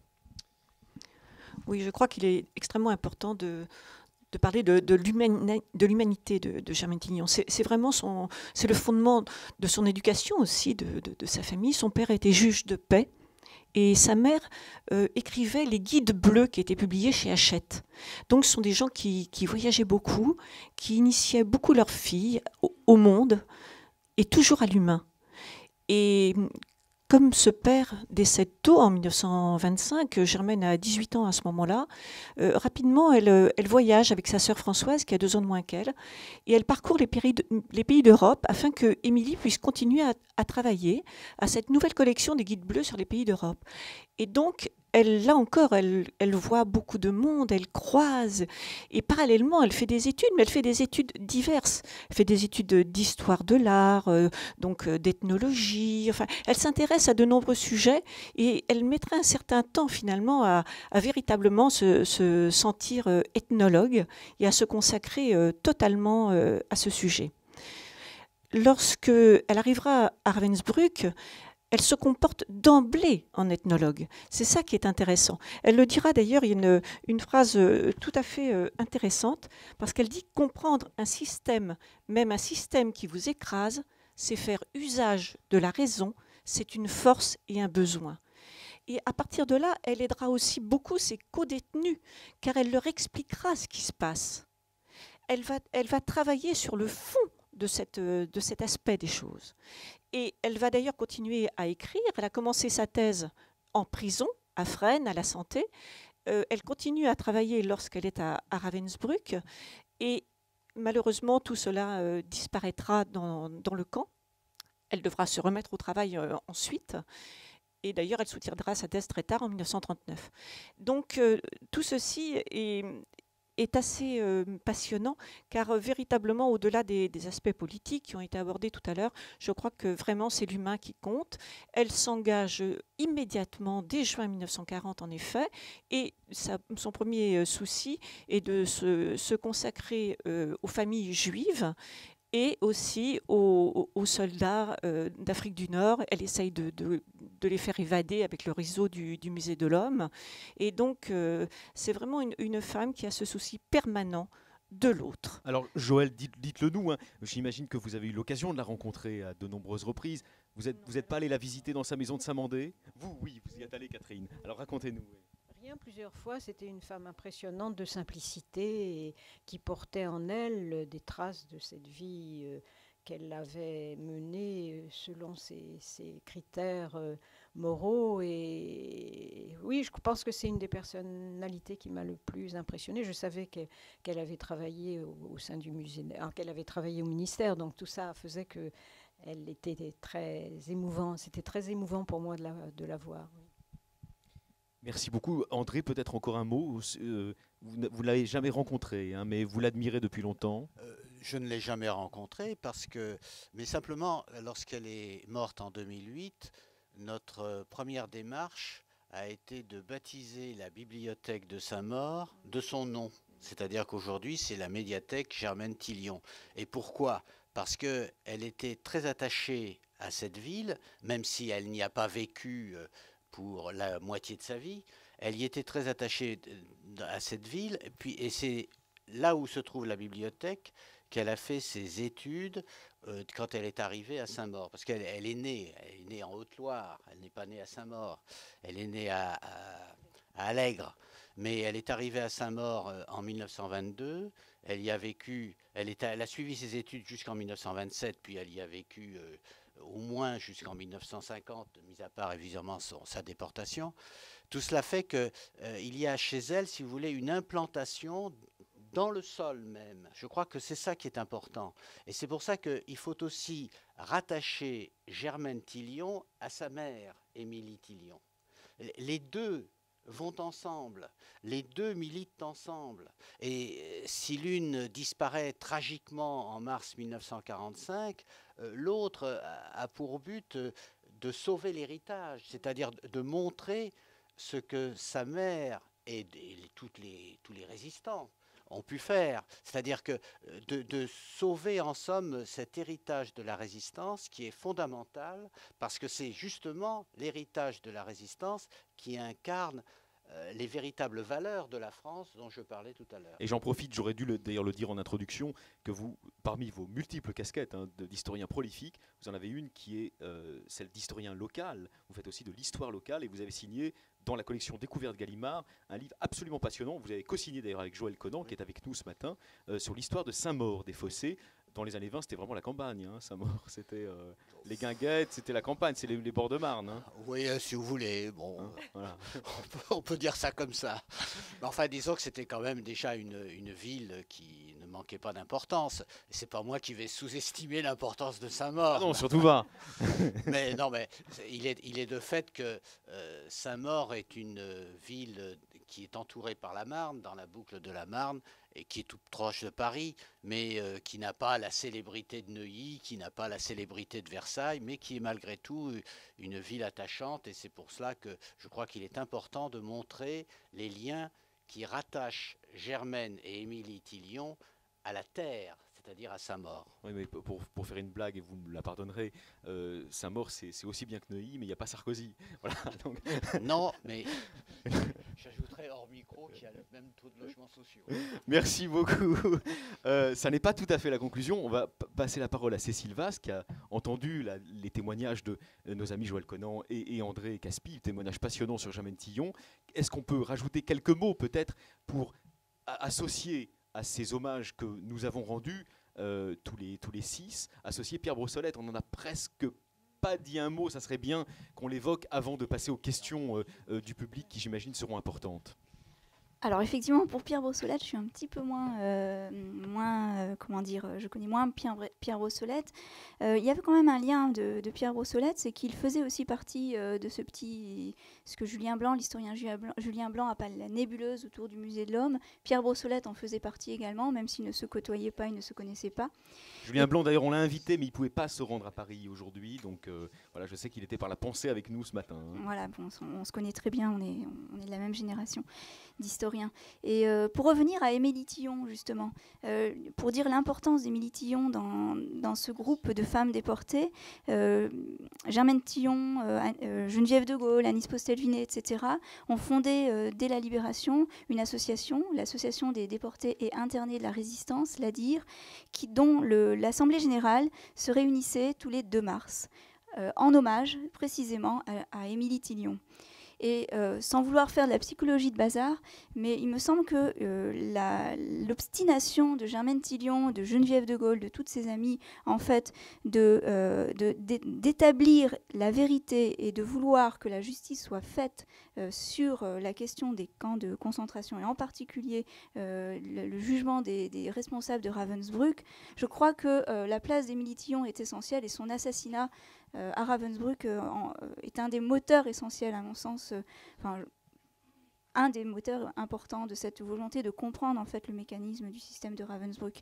Et la justice, en fait, la question de la justice et de la vérité, ce sont 2 liens que l'on peut faire aussi entre Geneviève de Gaulle et Germaine Tillon, puisque toutes les deux, en 1946, 1947, jusqu'au début des années 50, ont été très actives, à la fois comme témoins et comme observatrices, comme analystes des grands procès de Ravensbrück, que ce soit le procès de Hambourg, dont Germaine Tillon et Geneviève de Gaulle, le verdict pour lequel Germaine Tillon et Geneviève de Gaulle ont été extrêmement sévères.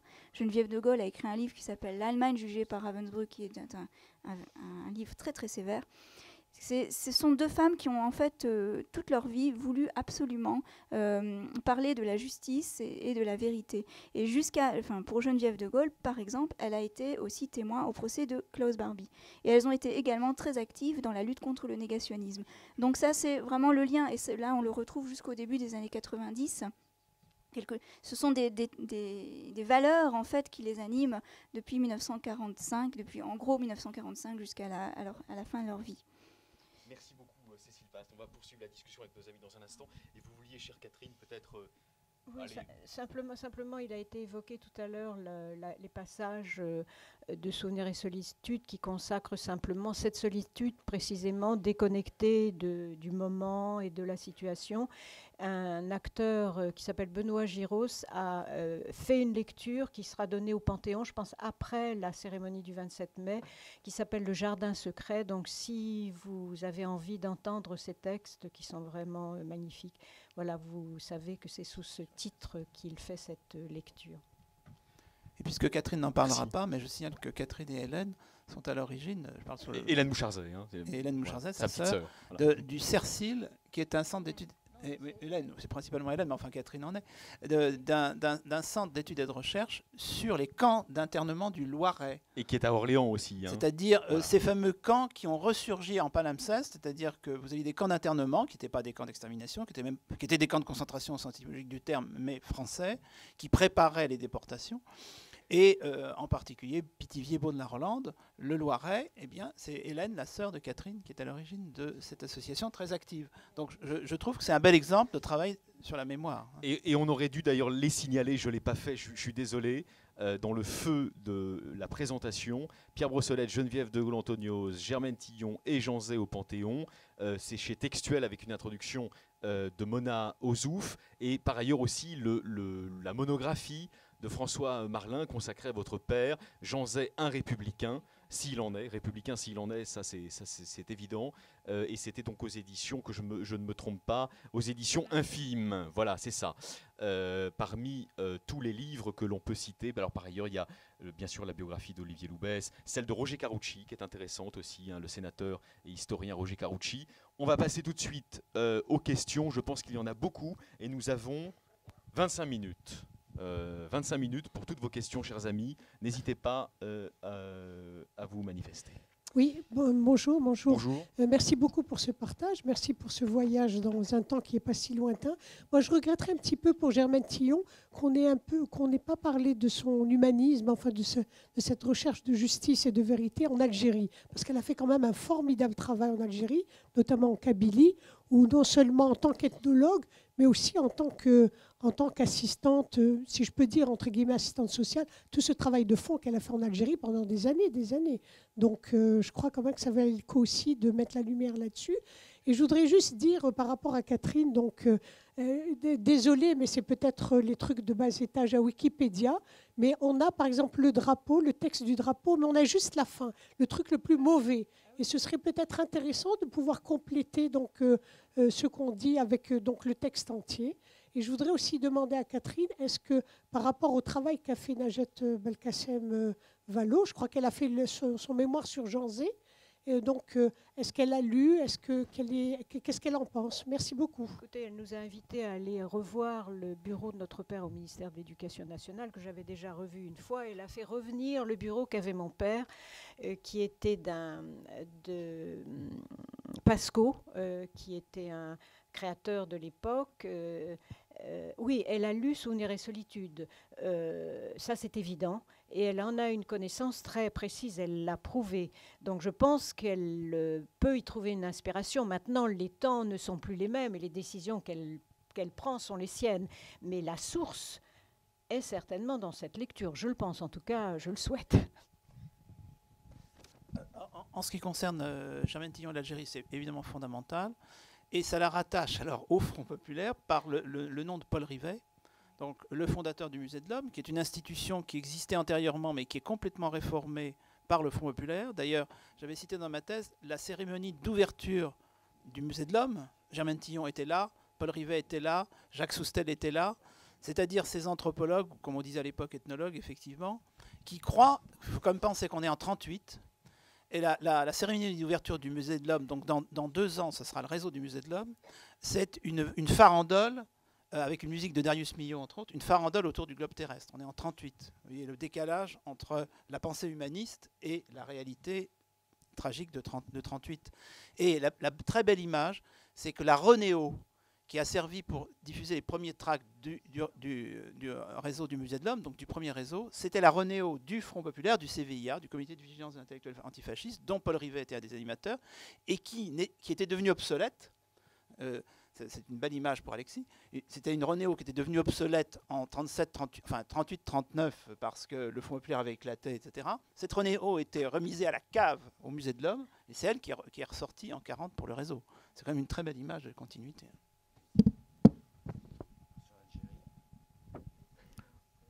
Excusez-moi. Est-ce que l'on sait ce que sont devenus les miliciens qui ont assassiné Jean Zay? C'est une très bonne question.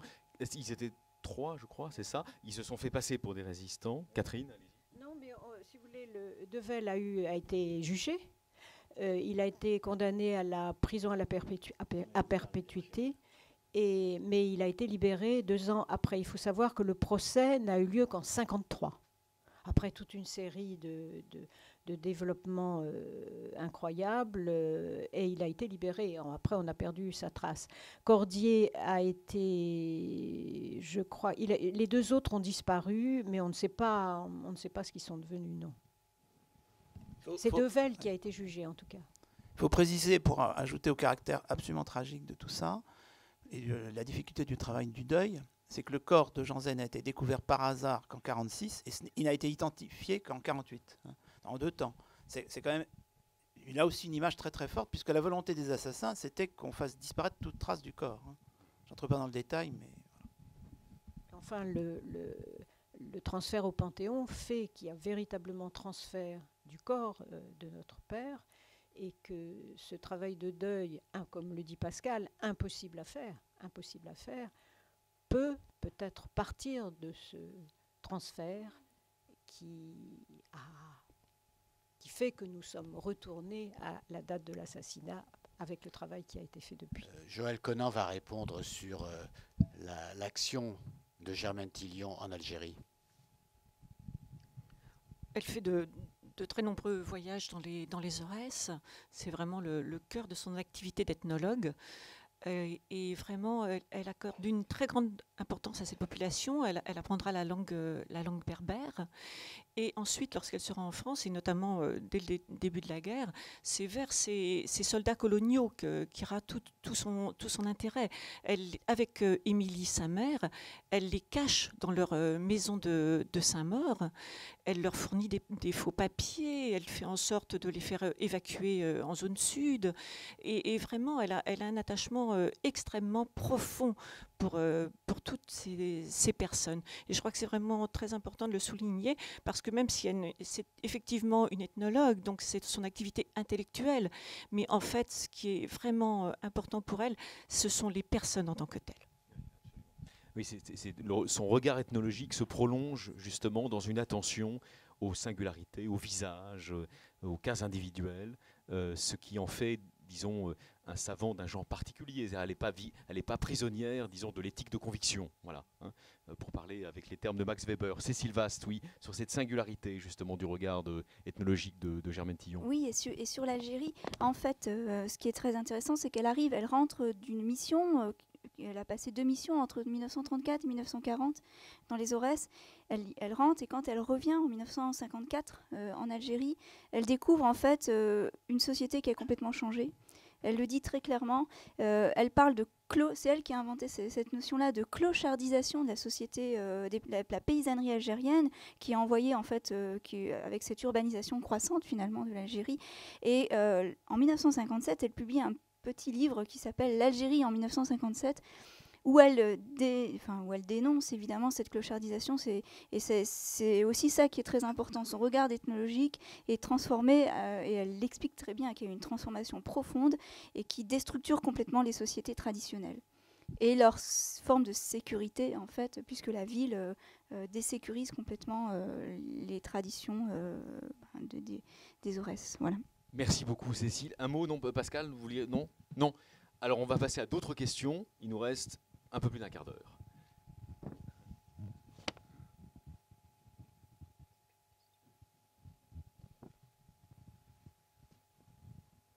Il n'y a peut-être plus de questions.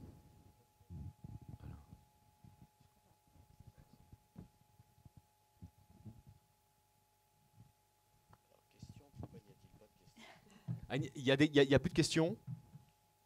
Apparemment, il n'y en a plus. Le flot de votre curiosité s'est tari.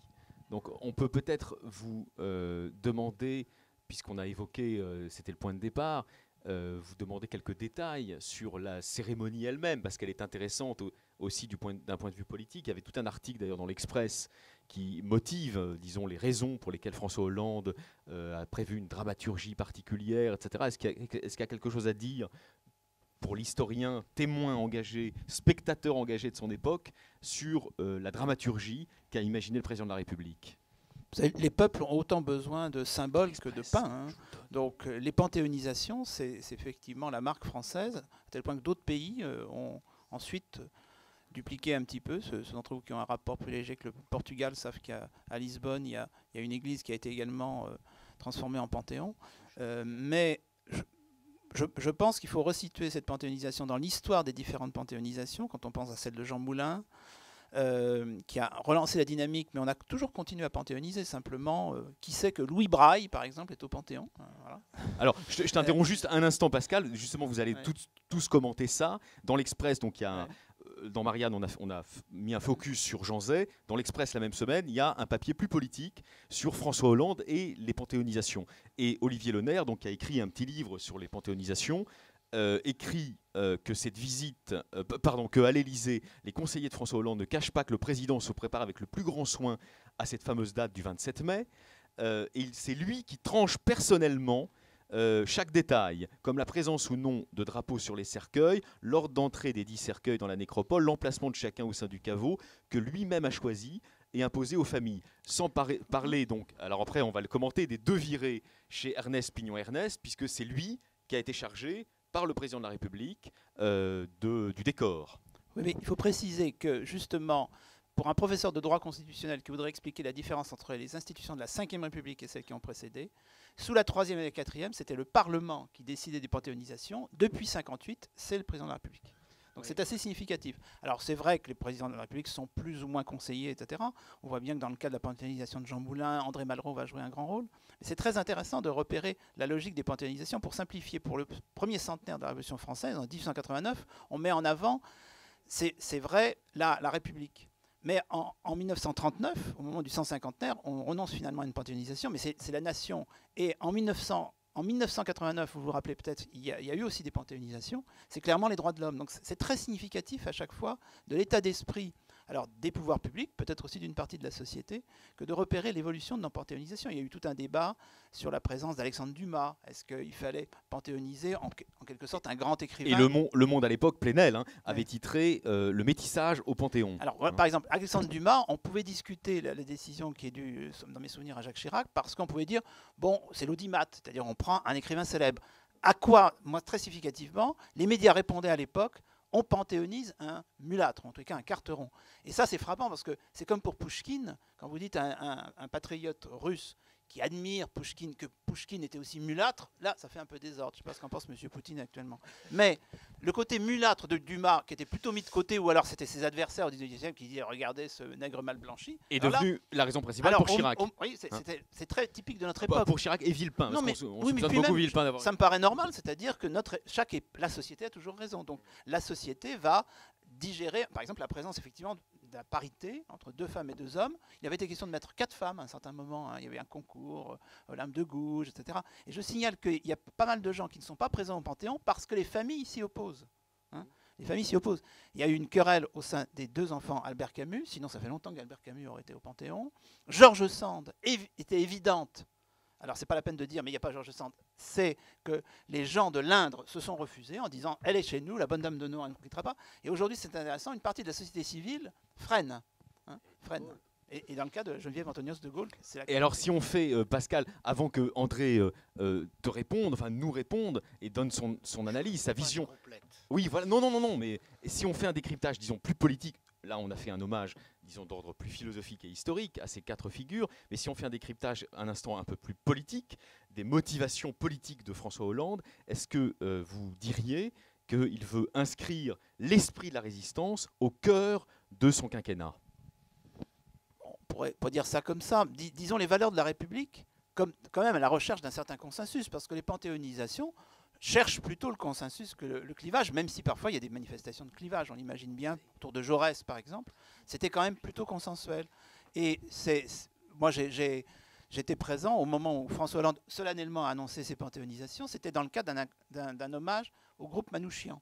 Donc c'est vrai qu'il y a toute une continuité, en particulier sur les leçons de la résistance, au-delà des instrumentalisations politiques qui sont normales, mais qui ne nous préoccuperont pas ce matin, j'espère. André ?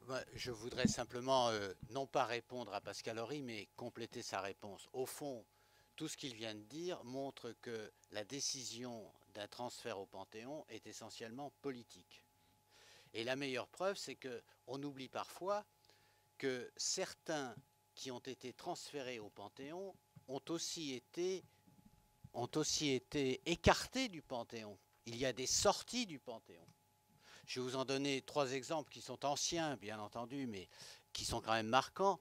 Mirabeau. Mirabeau est entré au Panthéon juste après sa mort, et puis 1 an plus tard, on a découvert dans la fameuse armoire de fer qu'il conseillait le roi. Bon, ça a été très mal vu. Son corps a été évincé du Panthéon. La même chose pour Le Pelletier de Saint-Fargeau. Le Pelletier de Saint-Fargeau, qui a aussi bénéficié d'un transfert au Panthéon, a été 2 années plus tard sorti du Panthéon. Il a un gros avantage, remarquez, c'est que 2 stations de métro lui sont consacrées, ce qui est quand même assez rare. On pourrait aussi Ça parler... a été un dédommagement. Hein, voilà. Oui, mais à l'époque, le métro n'existait pas. C'est aussi le cas de Marat. Marat est entré au Panthéon, il en est sorti. Donc, vous voyez que tout ça, ce sont des actes politiques.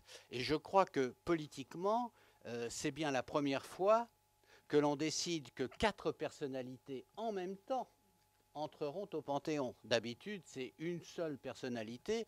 Et comme l'a très bien dit Pascal Horry, le choix est parfois difficile, il est aussi contesté.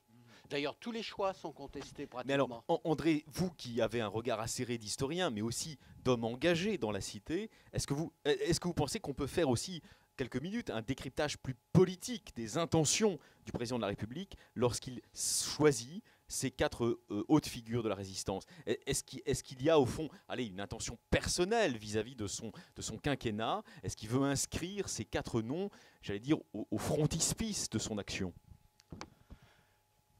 Alexis Lacroix est pervers.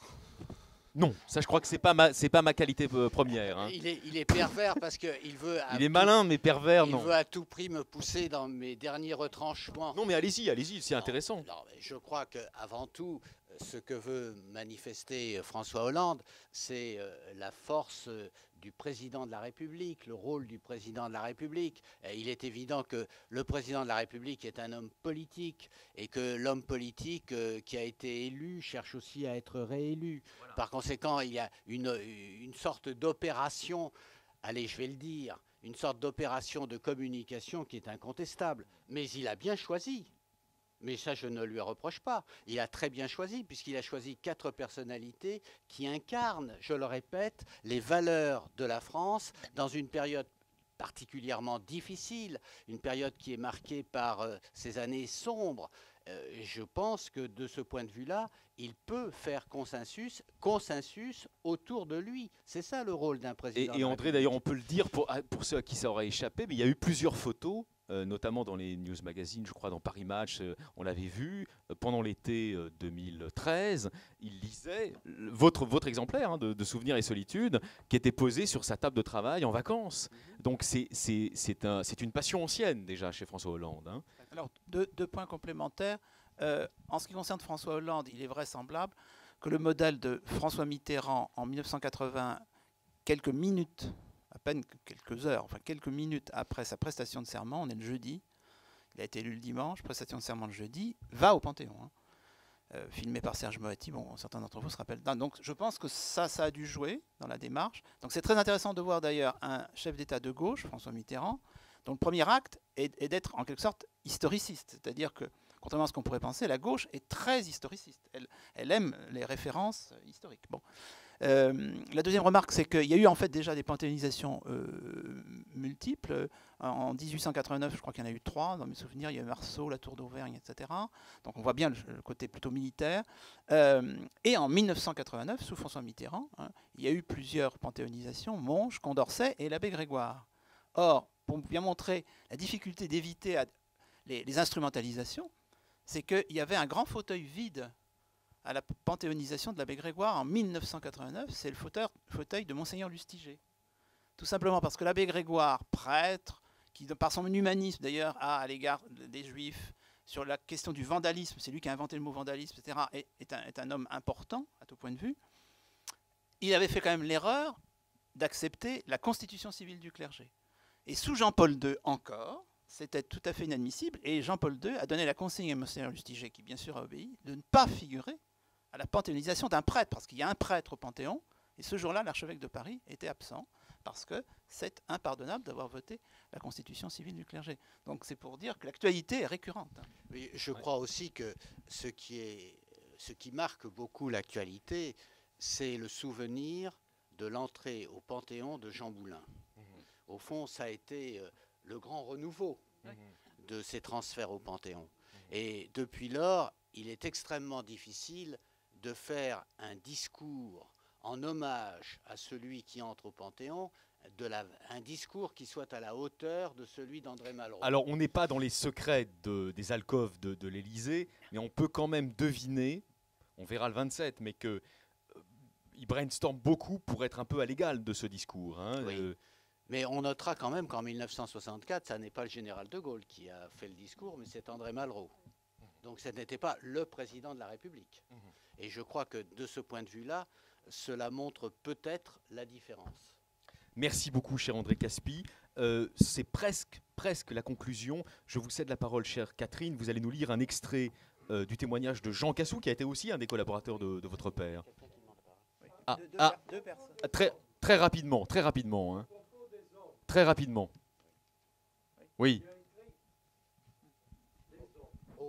Aux grands hommes, la patrie reconnaissante. Aux grands hommes, la patrie reconnaissante.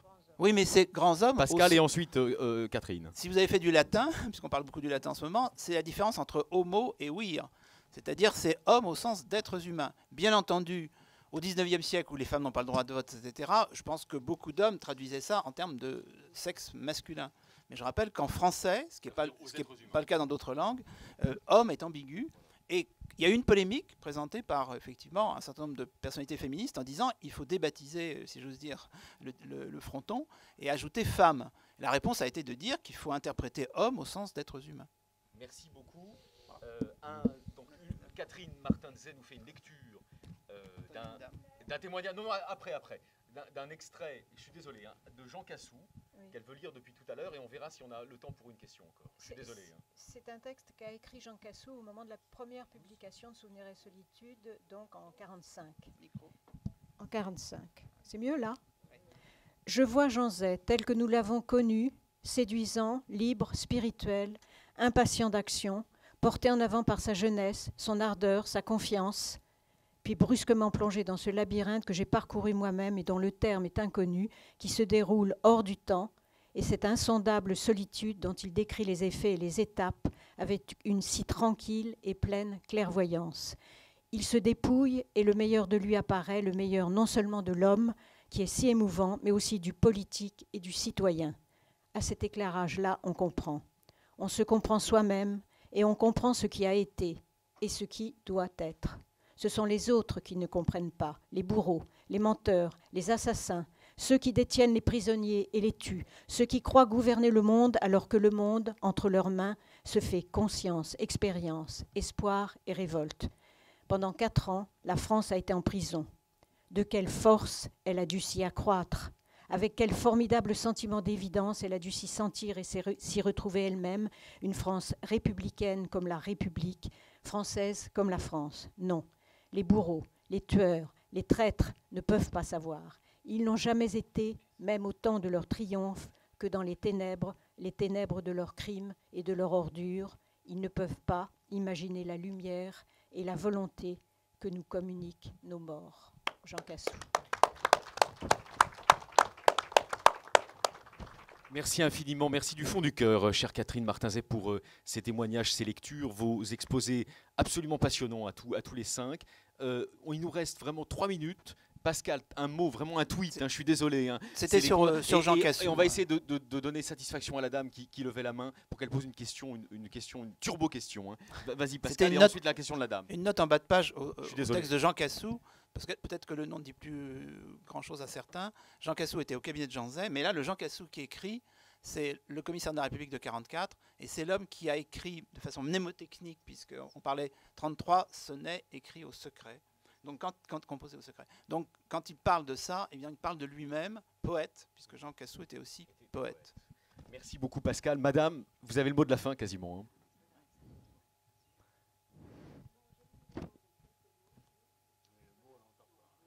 Il faut que vous parliez plus près du micro, parce qu'on ne vous entend pas, là. Là, parlez comme ça. Voilà.